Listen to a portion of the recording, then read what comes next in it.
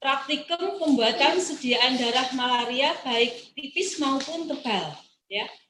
Jadi silakan teman-teman bisa menyimak. Saya silakan ke Mbak Nuri, Mbak Ning, Mbak Novi untuk bisa memandu kegiatan di lab parasitologi. Silakan.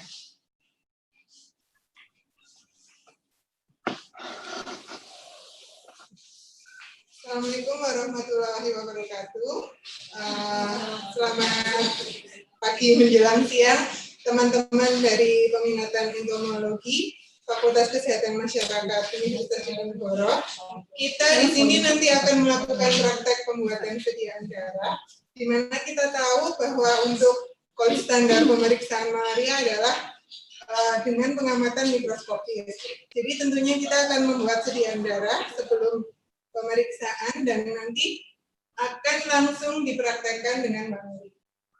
Yang akan kita buat adalah sediaan darah tebal dan tipis. Silakan Mbak Nuri. Dan saya jadi pro Bandus. Nah, untuk alat dan bahan untuk pengambilan sediaan darah, pertama kita siapkan objek gelas. Ini objek gelas yang kita punya. Objek gelas ini adalah objek gelas frosted. Jadi ini sudah ada tempat label untuk penulisan. Terus ini ada autoclick. Ini ada autoclick, bentuknya seperti ini. Terus ini lancetnya. Lancet ini adalah jarum yang akan kita gunakan. Nah, cara kerja autoclick ini, jadi ini tutupnya kita buka. Tutupnya kita buka, terus ini lancetnya kita masukkan ke dalam lubang yang ada. Kita masukkan seperti ini.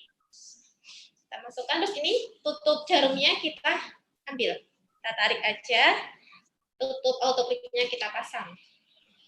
Nah, ini ada jarum, ada skala 1 sampai 5, ini menunjukkan kedalaman penusukan. Ini saya atur ke skala 3.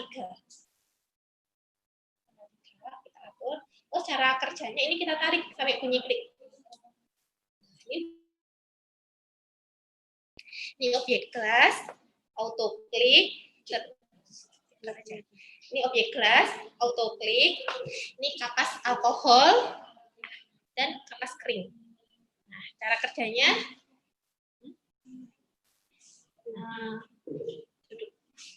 Pada prinsipnya 5 jari yang kita punya ini bisa kita ambil, jadi terserah kita mau ngambil jari yang mana saja, mau jari jempol, telunjuk, tengah, manis ataupun kelingking. Tapi kalau saya sendiri, saya pribadi, saya lebih suka menggunakan jari tengah, kalau nggak jari kelingking untuk mengurangi rasa sakit dan lebih nyaman aja untuk ngambilnya.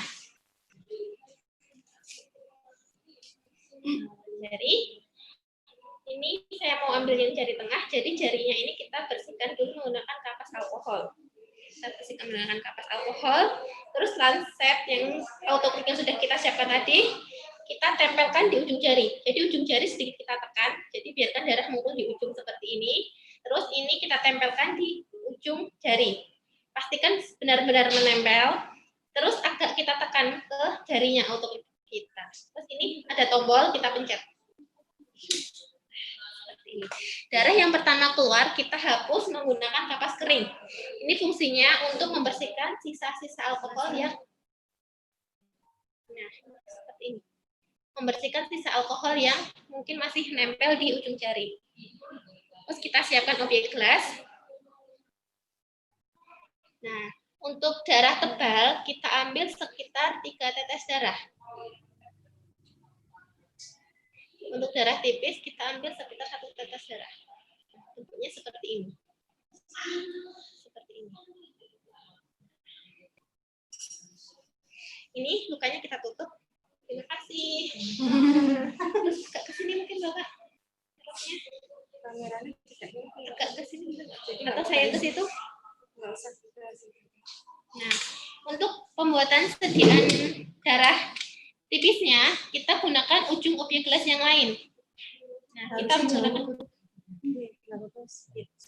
ujung objek gelas yang lain. Terus kita tempelkan di sini ya, sediaan darah tipisnya. Kita tempelkan, biarkan darah sedikit menyebar, terus kita dorong. Jadi kita bentuk sudut sekitar 45 derajat. Kita pastikan darah sudah menyebar, baru kita dorong. Kita dorong seperti ini. Terus untuk sekian darah tebalnya, kita dengan ujung yang sini dan ujung yang sini kita bikin bulat melingkar, diameternya kurang lebih 1 cm. Jadi caranya seperti ini.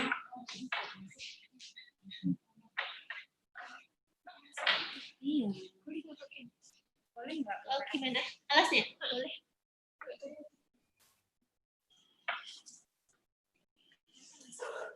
Saya ikatan ini di meja aja. Meja aja. Oh ya.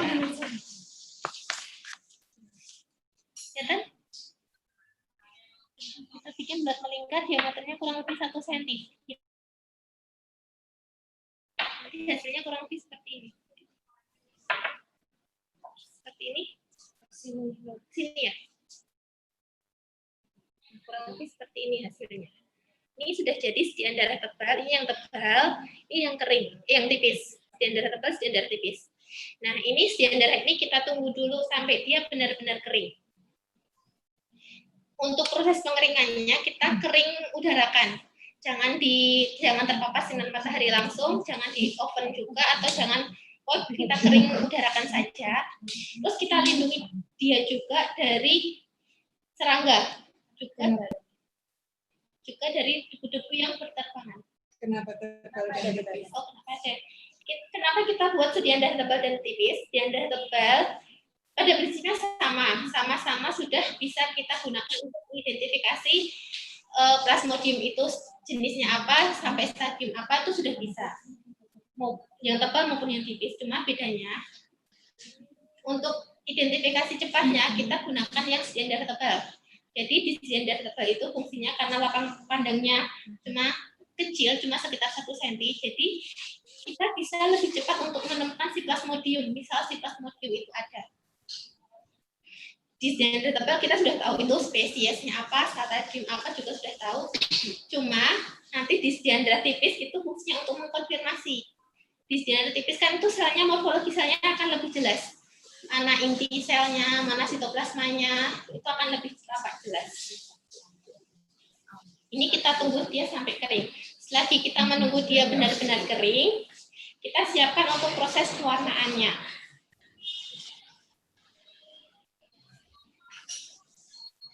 Nah, pewarnaan yang akan kita gunakan ini menggunakan pewarnaan Kimsa.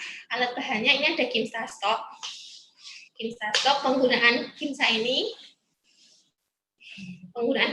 harus kita encerkan dulu. Pengenceran yang kita gunakan adalah pengenceran 3%. Pengenceran 3% berarti kalau kita mau membuat 100 ml Kimsa yang mau kita gunakan, Kimsa yang ready use, kita ambil sekitar 3 ml Kimsa ini, lalu kita tambah dengan buffer pengencer pH 7 sampai 100. Jadi nanti Kimsa stoknya 3 ml, kita tambah buffernya sebanyak 97 ml. Kita campur, jadi ini Kimsa yang sudah siap untuk proses pewarnaan. Juga ada metanol. Metanol ini fungsinya untuk memfiksasi sekian darah tipis. Kenapa sekian darah tipis harus kita fiksasi? Karena dia kan tipis, jadi agar si metanol ini lebih menguatkan sediaan ke objek gelas, juga agar sel eritrosit tidak pecah untuk menjaga stabilitas dinding sel eritrosit. Untuk cara pewarnaannya, jadi kita sudah siapkan sekian darah yang sudah kering. Ini sudah kita siapkan sekian darah yang sudah kering. Kita letakkan di. Lalu untuk yang sekian darah tipisnya kita fiksasi terlebih dahulu menggunakan metanol. Ini metanolnya kita ambil. Lalu sekian darah tipisnya kita genangi, tetesi dengan metanol. Kita tunggu dia sampai kering.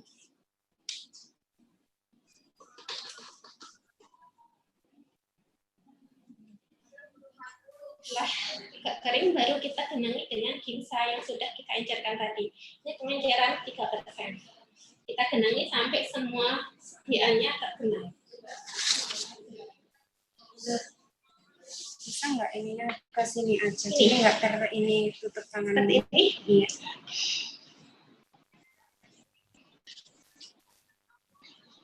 Nah, ini kita genangi sampai dia tergenang semua sediaannya.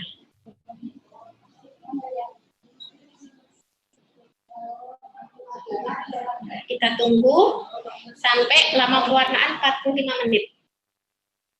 Kita tunggu. Terus kita sudah siapkan juga yang sudah kita warnai 45 menit. Ini sudah 45 menit. Yang ini kita bilas menggunakan air mengalir. Jadi ini kita anggap ini sudah 45 menit.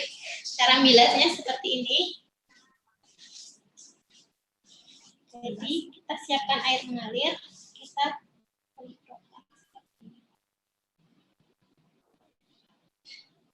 sampai bersih, sampai cat gimsanya terbuang.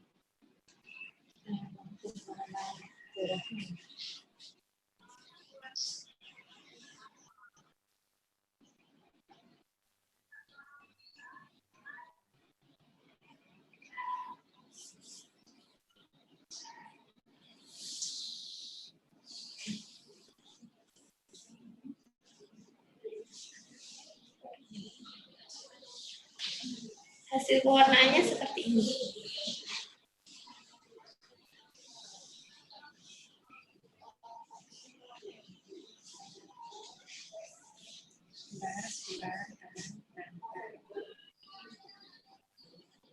Ini sediaan darah tebal dan ini sediaan darah tipis. Ini sudah siap kita lakukan proses pemeriksaan. Ini kita tunggu kering dulu. Kita kering udarakan. Kita tunggu dia sampai kering. Untuk menunggu keringnya bisa kita miringkan seperti ini. Nanti dia akan turun airnya, atau kita tunggu aja nanti dia kering udarakan. Untuk proses pengeringannya masih sama seperti tadi, tidak dijemur, jangan terkena sinar matahari langsung, jangan sampai kena debu juga. Kita kering udarakan saja sambil sedikit dimiringkan seperti ini.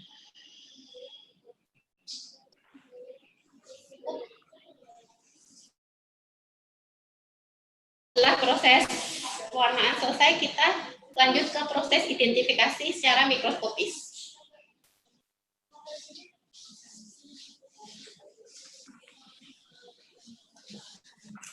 Iya. Mati.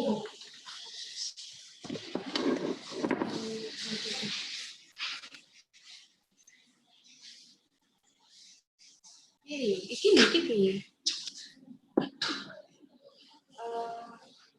Pakai yang sana aja. Pakai yang nggak usah pakai ini. Pakai yang laptop ya, Pak.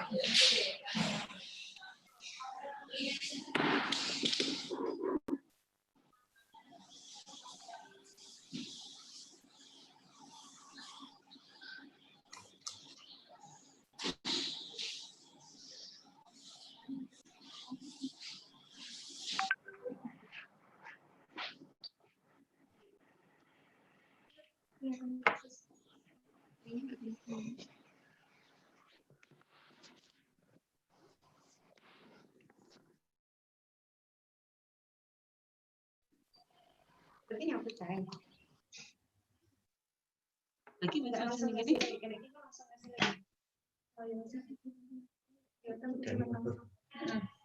Ya.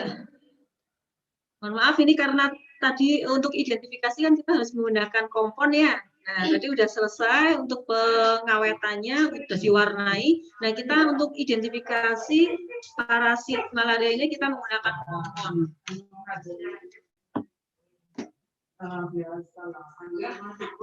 Nah, untuk melihatnya kita pakai perbesaran 1000 ya, karena itu parasit malaria.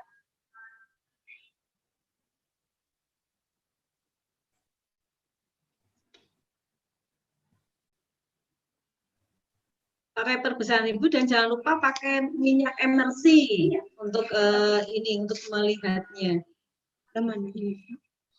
Nah, ini tadi dari hasil belum.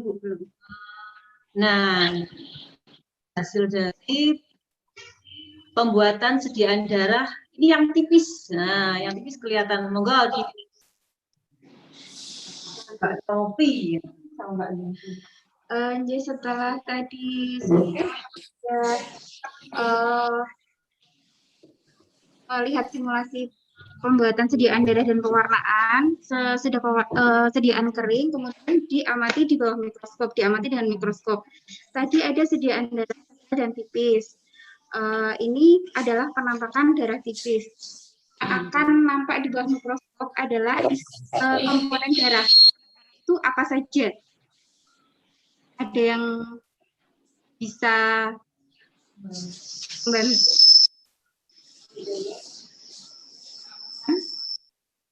Mahasiswa. Jadi yang akan terlihat di mikroskop itu adalah komponen darah. Komponen darah itu adalah kemudian leukosit atau sel darah putih, kemudian trombosit. Jadi kita harus tahu, harus bisa membedakan mana eritrosit dan trombosit.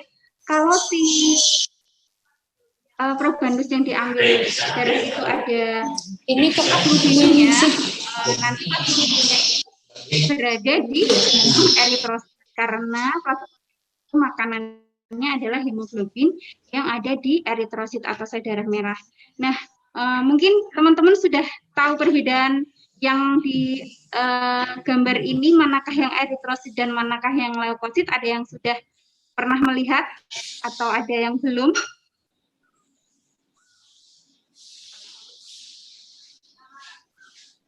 Jadi eritrosit itu adalah ini, yang bulat-bulat ini. Ini kok kenapa kelihatan ya ini? Ininya lah. Share screen-nya itu lah. Yang bulat-bulat ini ya? adalah leukosit. Terselamat. Leukosit ini kenapa ada yang di tengahnya bolong, ada yang tengahnya rapat? Karena leukosit ini bentuknya bikonkav. Jadi bukan rata, bulat rata gitu, enggak, tapi bikonkav. Terus ini teman-teman udah tahu ya eritrosit yang ini. Jadi nanti kalau ada plasmodiumnya, berarti dia berada di dalamnya eritrosit ini. Terus yang bulat besar ini itu adalah leukosit atau sel darah putih.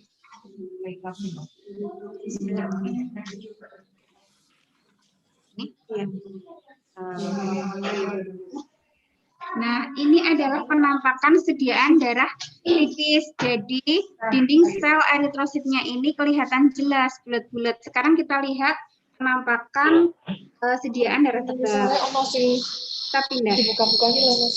Pindah, Jadi kelihatan mati-mati. Yang ada poros itu nggak ada ya?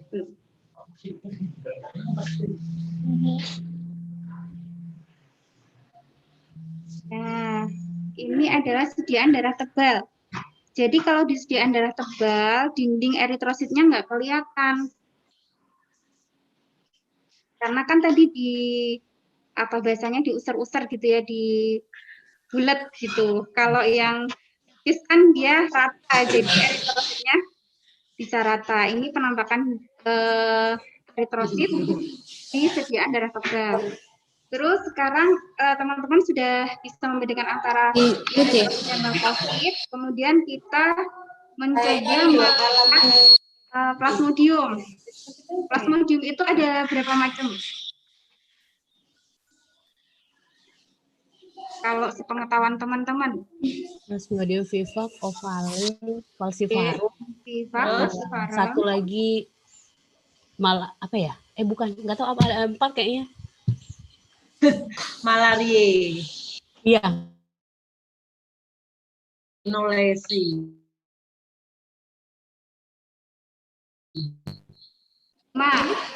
Ada 5 ya, tadi yang sudah disebut vivax, falciparum, malaria, ovale, sama yang terbaru inolesi. Sekarang kita mau lihat yang falciparum sama vivax. Kita coba lihat yang falciparum. Saya ganti.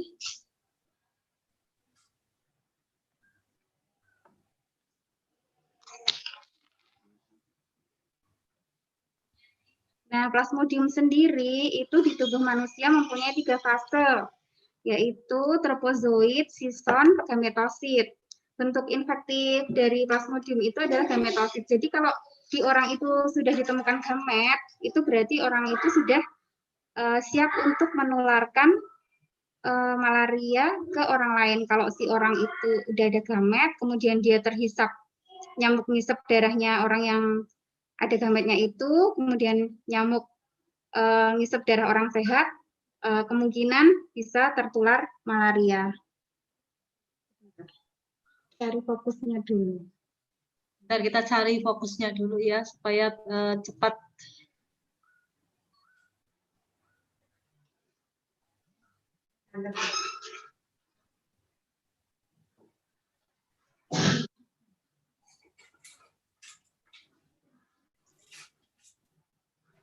Ini tebal atau tipis? Coba. Ada yang tahu nggak? Ini sediaan darah tebal atau tipis? Tebal, Bu. Tebal, Bu. Betul. Terus ada yang tahu manakah bentuk Ada parasitnya nggak ini?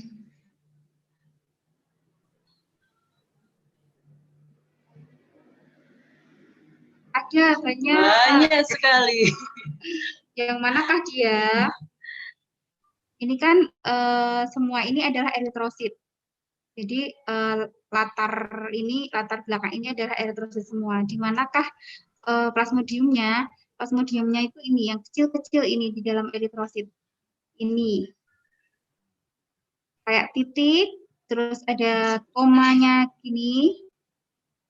Titik ini adalah intinya plasmodium. Kemudian kayak koma ini adalah sitoplasmanya Plasmodium falciparum. Nah, ini juga kecil ini. Ini. Terlihat jelas nggak di teman-teman? Jelas, Bu. Jelas, Bu. Jelas, nggih. Tahu ya bentuk, maksudnya kelihatan jelas bentuknya, nggih. Bentuk dari fase ring atau tropozoid dari Plasmodium falciparum. Ini kan banyak nih.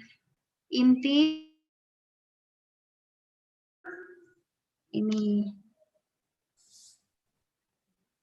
Nah, ini juga iya.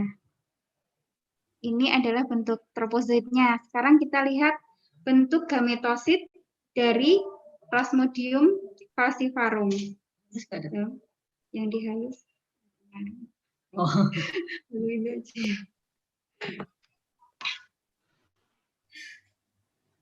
Nah, kita siapkan dulu. Kalau bentuk tropozoidnya kecil-kecil gitu ya, kalau yang gamet nanti akan enak lebih karena penampakannya lebih besar.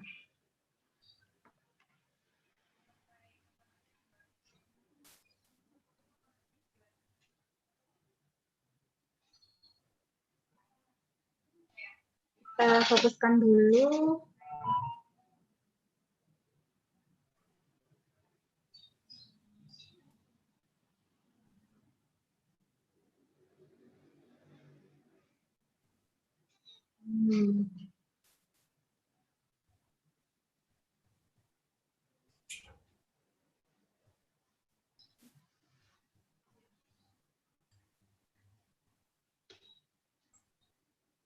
Nah, sudah dapat.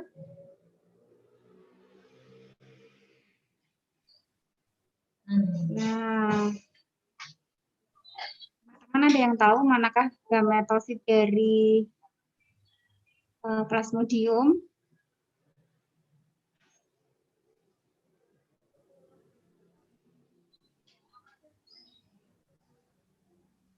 Gametositnya tuh ini. Lagi ya, jelas.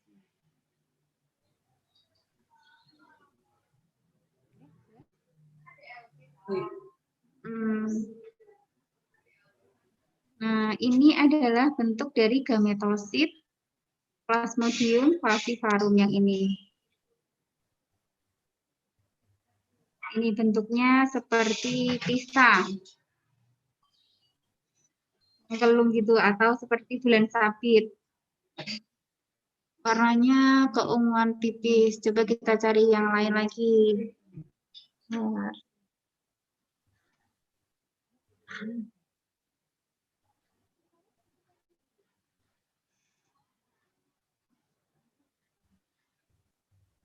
Nah, ini.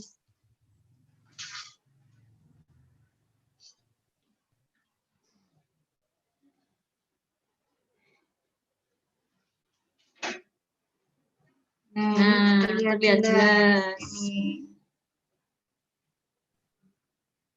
Kelihatan jelas ya. Di situ kelihatan jelas ya teman-teman. Kan Ya, lebih Bu. besar daripada yang troposit tadi. Kalau troposit kan kecil, inti dan sitoplasma. Kalau ini kan udah besar.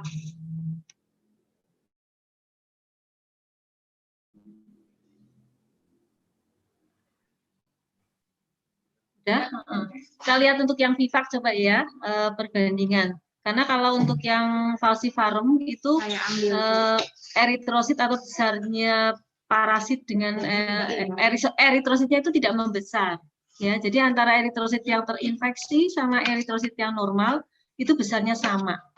Tapi kalau untuk vivax tidak. Jadi makanya untuk vivax relatif lebih gampang kita mengidentifikasinya karena kelihatan eritrositnya itu membesar ya dibandingkan dari eritrosit yang normal.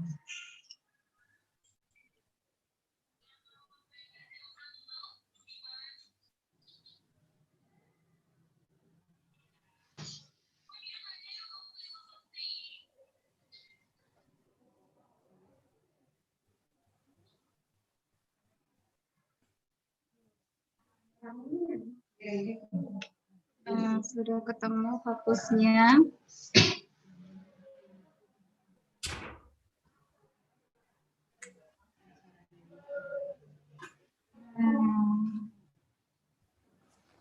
Teman-teman ada yang tahu yang manakah Plasmodium vivax? Ada banyak tuh.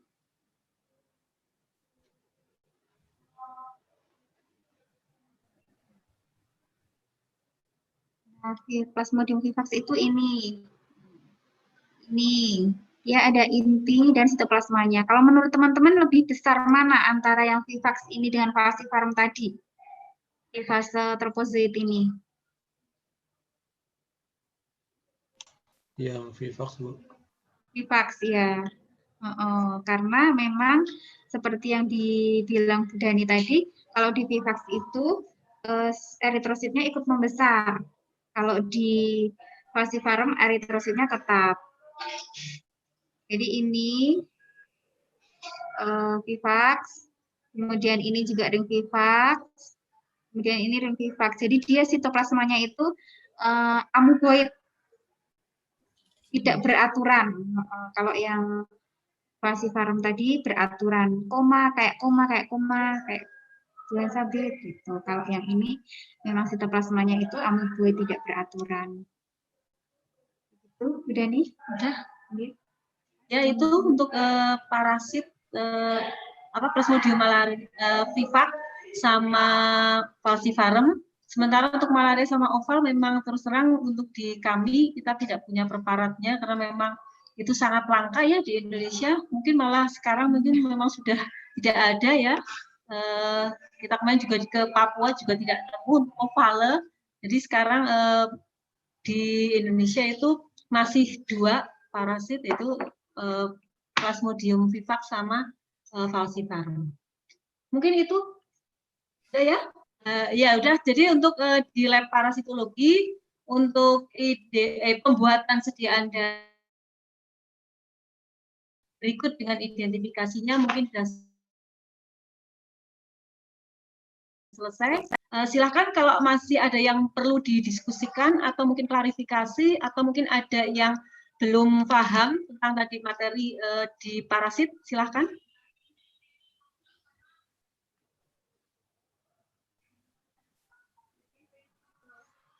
Memang kalau untuk identifikasi Plasmodium memang butuh waktu ya.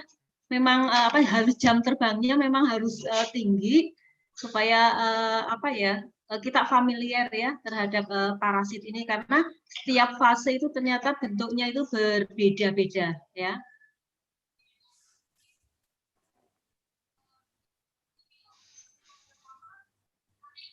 Yo, monggo dipersilakan yang mau tanya.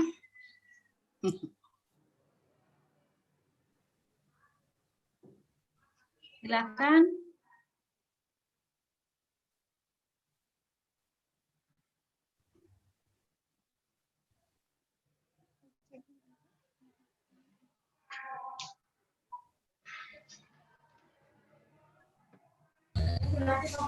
Izin bertanya, Bu. Oh, silakan, Mbak Dwi ya. Gitu. Untuk identifikasi plasmodium itu apakah harus dari sediaan darah manusia, Bu? Misal dari gitu apakah bisa, Bu? Terima kasih.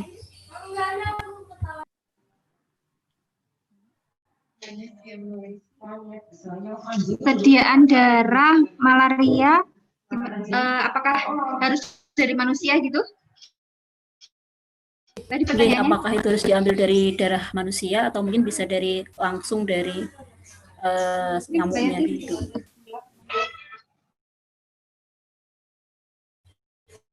Untuk malaria itu bisa di hewan juga ya. Tapi kita tergantung kepentingan kita aja sih. Jadi kalau kita memang pengen mengendalikan katakanlah malaria ya, karena untuk malaria kan bukan zoonosis ya. Ya untuk yang malaria yang ini ya, terutama tapi kalau yang knowledge itu zoonosis ya. Jadi masih ada bisa untuk yang dikerah. Tapi untuk yang falciparum, vivax itu tidak ya. Jadi memang ada malaria yang ada di ayam, di hewan yang lain itu bisa. Jadi, tapi untuk kepentingan kita, untuk pengendalian malaria kita selama ini masih kita menggunakan karena tidak ada reservoirnya gitu. Mungkin itu monggo Mbak Yanti mau nambahin. Terima kasih Bu Dani. Jadi kalau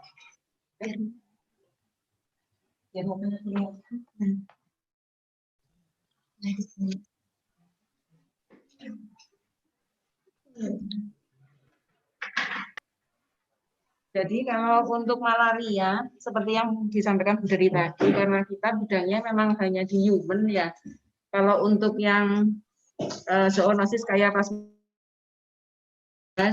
itu kalau nggak salah, teman-teman dari parasitologi pusat 1, Puslitbang Biomedis yang ada di Jakarta itu pernah melakukan pengambilan sampel di daerah Jambi kalau nggak salah itu pada monyet.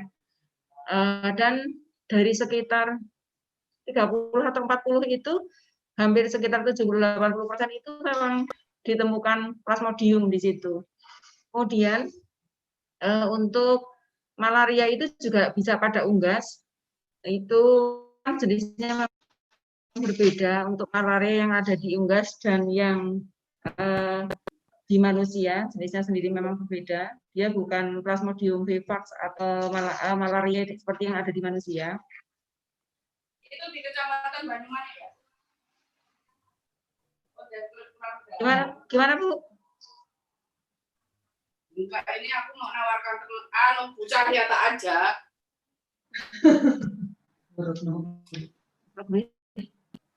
Masuk. Itu apa diskusi apa namanya caranya masuk tuh Bu Retno nggak di mati kali.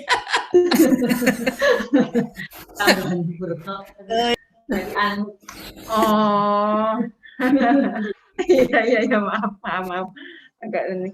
Ya jadi tergantung dari bidangnya ya. Kalau misalnya teman-teman yang di dinas peternakan, di dinas itu mereka juga memeriksa darah di ayam ya, kayak di Wates itu teman-teman BFET Wates, mereka juga punya sampel-sampel malaria yang ada di unggas begitu.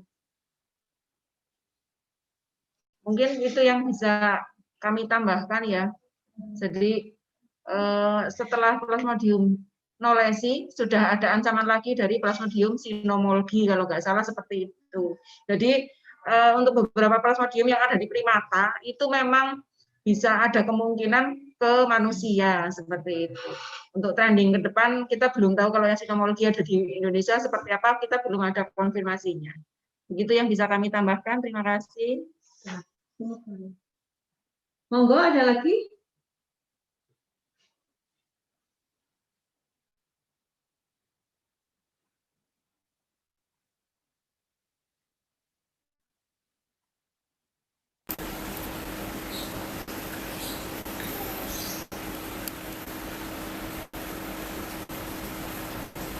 ya ada pertanyaan tuh dari mahasiswa adik-adik semua teman-teman mahasiswa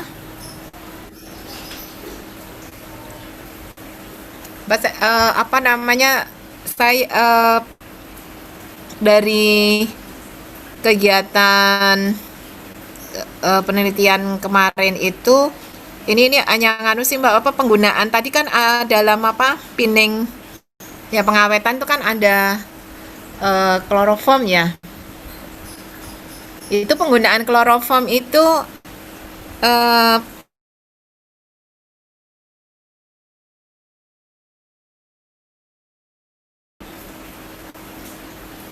dihindari dari apa penggunaan untuk terutama pada kayak misalnya kalau pada nyamuk, kalau kita nyamuk ya di yang di roden itu untuk memingsangkan gitu untuk kemudian dibedah dan sebagainya itu sudah nggak dipakai kloroform itu ya. Kemarin dari Taiwan itu makainya ke soletil. Iya Bu, memang sebelumnya udah enggak ini ya, tapi kita itu masih pakai ya. Masih pakai kita ya. pakai kloroform yang bukan PA, bukan PA. Jadi kita yang nggak murni ya. Yang sudah iya, sudah nggak murni lagi. Kita masih menggunakan itu sih. Iya. Karena kalau kita memang belum pakai alternatif. Kalau di Undip masih pakai atau udah ada alternatifnya? Iya masih pakai juga. Ya? Cuma iya kemarin waktu kita kerjasama penelitian tuh akhirnya nggak boleh gitu karena ini untuk apa namanya etika kehewanan itu itu ternyata diminta terus tuh. Saya juga baru ngurusi tahun-tahun ini nih. Jadi nah untuk apa serangga ini gimana? Itu juga apa mulai dirintis ya. Mulai dirintis untuk etika penelitian. Iya, apa IUC apa tuh namanya istilahnya itu ya. Iya, jadi ada etik dari ini sih, dari katakanlah dari pihak ketiga. Kayak kemarin saya itu untuk yang penggunaan marmut juga kita dipermasalahkan itu. Kita udah nggak boleh kan, harusnya pakai membran. Boleh, iya. Ya betul. Iya, kayaknya nggak lolos itu Bu. Makanya saya juga bingung tapi kalau di kita masih boleh gitu karena masih kan boleh, ya karena yang esai kita itu esai bidang kesehatan itu lebih banyak ke manusianya. Jadi formnya itu ya form lebih banyak ke manusia meskipun ada nanti